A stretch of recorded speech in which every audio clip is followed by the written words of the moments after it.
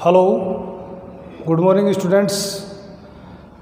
आज की क्लास में फिर आपका स्वागत है। विद्युत विभव व विभवांतर के अध्याय में आज अपन करने जा रहे हैं समरूप आवेशित गोलीय कोश या चालक ठोस गोले के कारण विद्युत विभव का मान ज्ञात करने जा रहे हैं। डायग्राम में मैंने दर्शाया कि हमारे पास या तो एक गोलीय कोश या कोई धात्विक चालक ठोस गोला है जिसको प्लस क्यू आवेश के द्वारा आवेशित किया जाता है। संपूर्ण आवेश इसकी सतह पर समान रूप से वितरित हो जाता है। इसके केंद्र बिंदु O से एक बाह्य जो बिंदु P हमने लिया है, इस बाह्य बिंदु P पर हम विद्युत विभव की गणना करना चाहते हैं। तो जैसा कि अपन जानते हैं कि विद्युत विभव की परिभाषा से फर्स्ट जो बिंदु कर रहे हैं हम वो कर रहे हैं गोले के बाहर, अर्थात small r greater than capital R कोई बिंदु हो, गोले के बाहर विद्युत विभव यानी कोई बाह्य बिंदु P लिया है जो कि सतह से बाहर है, केंद्र से स्मॉल r दूरी पर है, उस पर हम विद्युत विभव की गणना करना चाहते हैं। तो विभव की परिभाषा से हम जानते हैं कि minus integration infinity to r विद्युत क्षेत्र सदिश E डॉट अल्पांश सदिश dr। परंतु यहाँ अपने पास विद्युत क्षेत्र का जो मान होगा, विद्युत क्षेत्र E की जो वैल्यू होगी वो होगी 1/4 pi epsilon 0 Q upon R square R cap. Value put करते हैं तो बिंदु P के लिए हमारे पास minus infinity to R 1/4 pi epsilon 0 Q upon R square R cap dot dr। इसको और अपन सोल्व करें तो R कैप डॉट dr को जो यदि सोल्व किया जाए तो infinity to R 1/4 pi epsilon 0 Q upon R square, और ये अपने पास डॉट प्रोडक्ट इसका सोल्व करते हैं तो आता अपने पास dr, यानी R कैप डॉट dr की R कैप की वैल्यू 1, dr का परिमाण dr इंटू कोस 0 को सोल्व करें तो अपने पास ये आता है dr। नेक्स्ट इंटीग्रेशन अपन सोल्व करें आगे।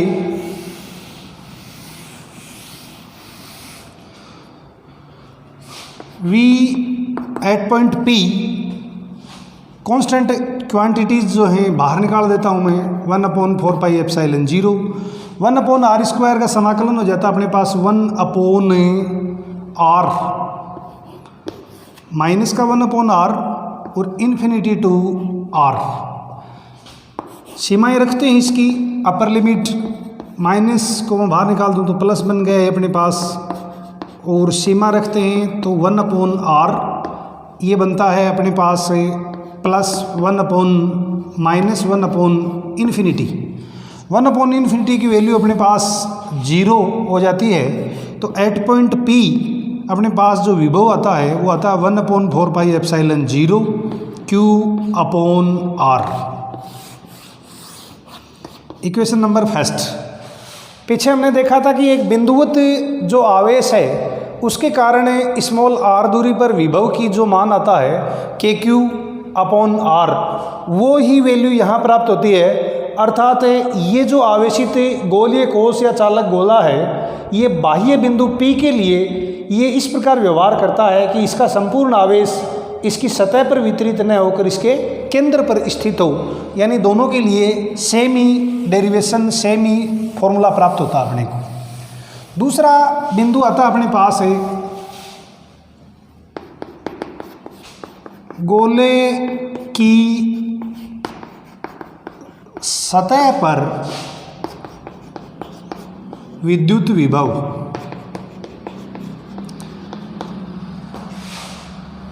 यदि हम गोले की सतह पर विद्युत विभव ज्ञात करना चाहते हैं तो अपने पास ये जो बिंदु P है ये शिफ्ट होकर इसकी सतह पर आ जाता है P बिंदु, अर्थात हमारे पास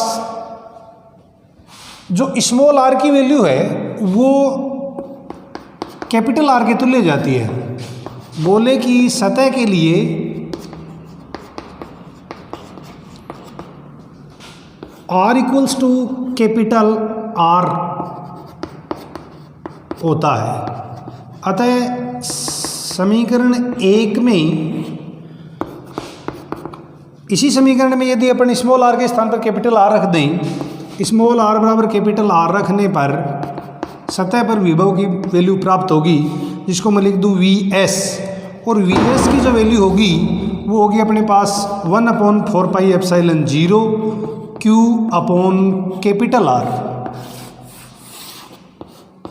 समीकरण नंबर 2, यानी सतह पर जो वैल्यू होगी वो नियत होगी अपने पास 1/4πε0 Q अपॉन कैपिटल R। अब हम बात करते हैं इस गोलीय कोश या गोले के अंदर आंतरिक किसी बिंदु पर विद्युत विभव। थर्ड पॉइंट है गोले के अंदर विद्युत विभव।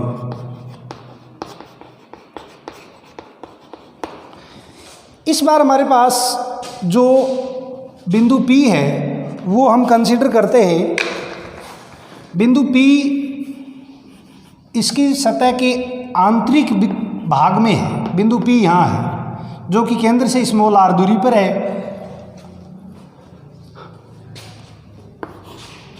V का मान निकालें minus integration infinity to r E dot dr।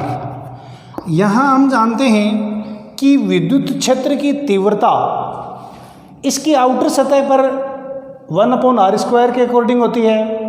आंतरिक जब भाग में चले जाते हैं तो विद्युत क्षेत्र 0 होता है। इसका मतलब हमारे पास इस समाकलन को हम दो टुकड़ों में तोड़ देते हैं, इन्फिनिटी टू कैपिटल R यानी अनंत से सतह तक मान ये E out dot dr plus capital R to small r E in dot dr, यानी ये गोलीय कोश के अंदर विद्युत क्षेत्र होगा, ये गोलीय कोश के बाहर होगा। यानी हम अनंत से सतह तक और सतह से आंतरिक बिंदु तक इकाई धनावेश को ले जाने में किए गए कार्य की गणना करना चाहते हैं। माइनस यहाँ अपने पास ये हुआ infinity to r, E out की वैल्यू पुट करूँ तो 1/4πε0 Q upon r² r cap dot dr। और अंदर हम जानते हैं कि एक आवेशित गोलीय कोश या चालक गोले के अंदर विद्युत क्षेत्र का मान 0 होता है, इसलिए इस भाग का मान अपने पास 0 हो जाता है।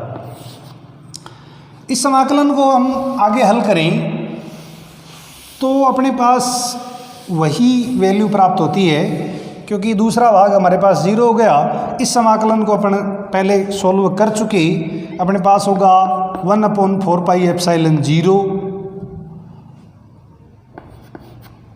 माइनस बाहर है, समाकलन करूँगा माइनस का 1/r, सीमा होगी इन्फिनिटी टू कैपिटल R।